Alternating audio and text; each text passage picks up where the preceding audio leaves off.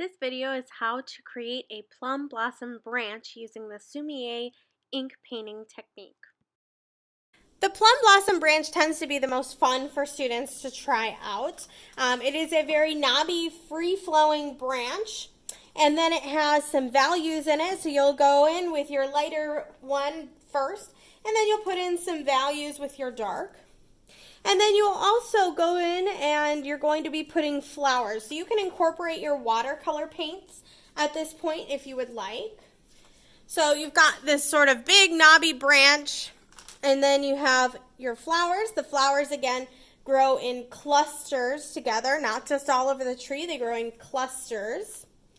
And you're going to incorporate value both in the tree branch and in the flowers. So you're going to have some flowers that are lighter and fade to the back, some flowers that are more vibrant and stick out. So this is a really nice example right here where they've got some darker flowers sticking out here, and then these lighter flowers kind of fade toward the back. At the very end, you'll take your small paintbrush with dark ink, and you're going to be putting some details on your branch.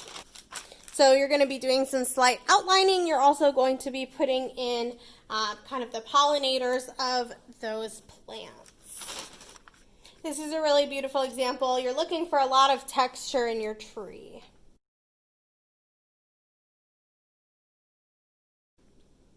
Okay, starting your branch, you're going to use your large brush, and I would do the same thing we did before where you're pulling apart the bristles a little bit. And I would kind of dip it in your lighter ink first, and then go for your darker ink. Then you get to start, if you want to start from the top, you can. If you want to start from the bottom, one of the corners, you can. I, because I'm right-handed, tend to start toward the bottom right. And I'm going to hold my brush like I did my bamboo. And I'm starting here. And I'm starting to just sort of give it some twists.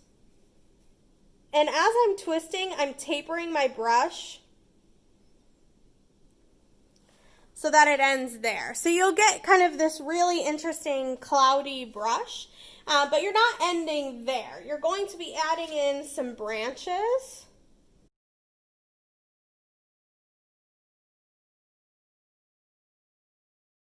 And the twisting is what gives it some really interesting and cool textures.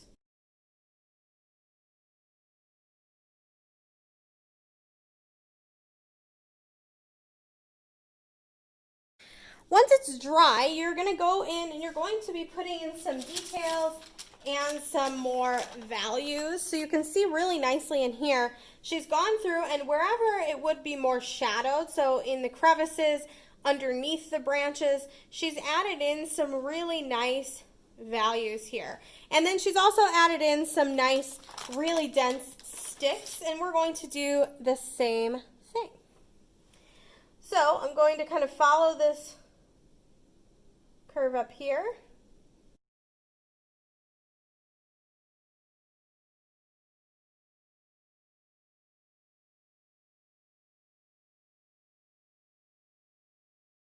And I'm just adding a little bit more kind of texture, detail.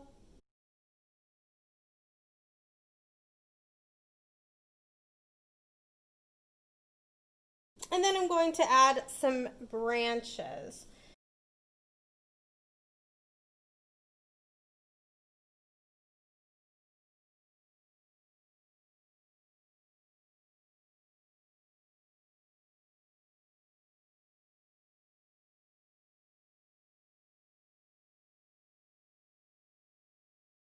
The branch requires a lot of dry time in between layers. So while I'm letting my other one dry, I'm going to actually mix some watercolor for my flowers. You don't have to mix watercolor, but it does add a little bit more like fun to it, and it makes it a little more fun to do when you add watercolor. With the watercolor, you'll want to take your sort of crimson, and you can put it on your palette or you can just put it on a piece of tin foil. And I'm just mixing a little bit of water in with it. And I want to create two values like I did with my ink. One that is really watery and then one that is really dense. So I'm going to kind of turn this one into my more watery one. The plum branch blossoms are really similar to all of the other kind of flowers. So what they end up being, and I would go in with your lights first.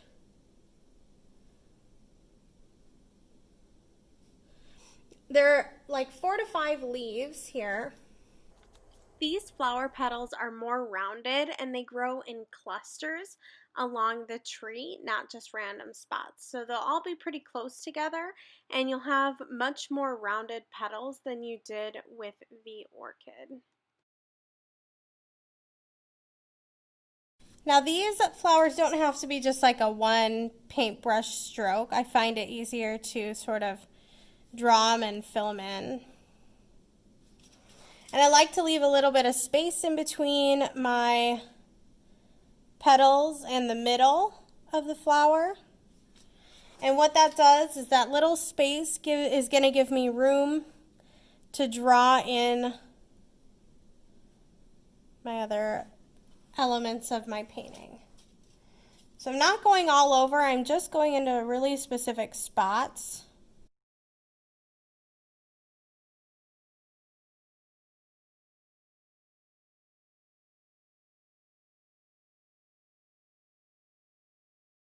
Then I can go in, once these are a little bit more dry, I can go in with my darker values, or I can draw more.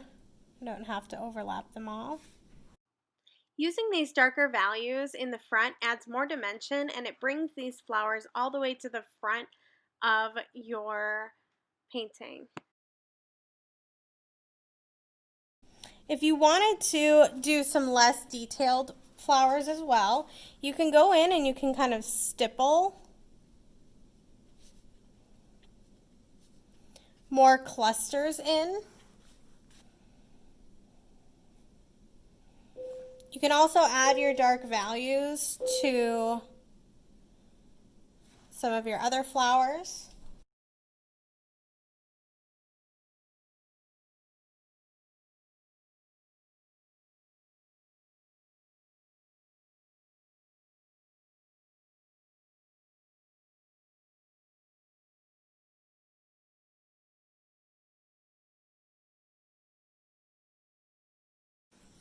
Once your flowers are all dry, you're going to be putting in some details with them using your paintbrush, your small paintbrush, and black ink.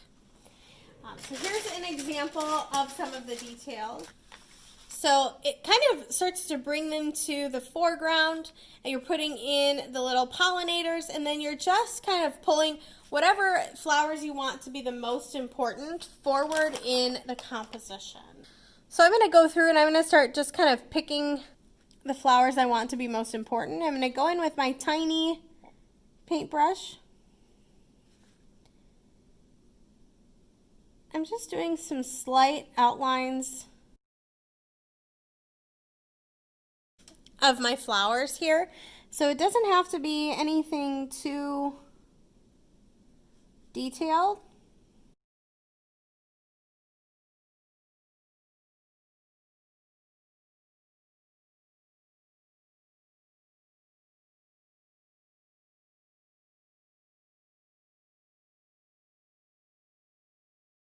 Again, you don't have to do it with all of them. You're just doing it with a couple.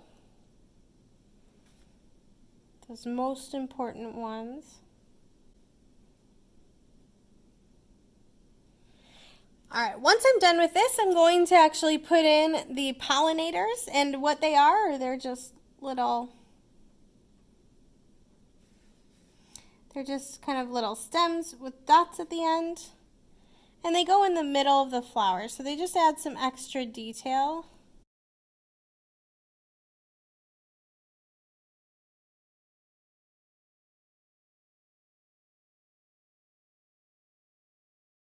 And here's a really cool example of a finished one. She went and added some crows in there, but notice that she does have the pollinators and all of her, and she's picked out some of her darker flowers to really emphasize using the black ink.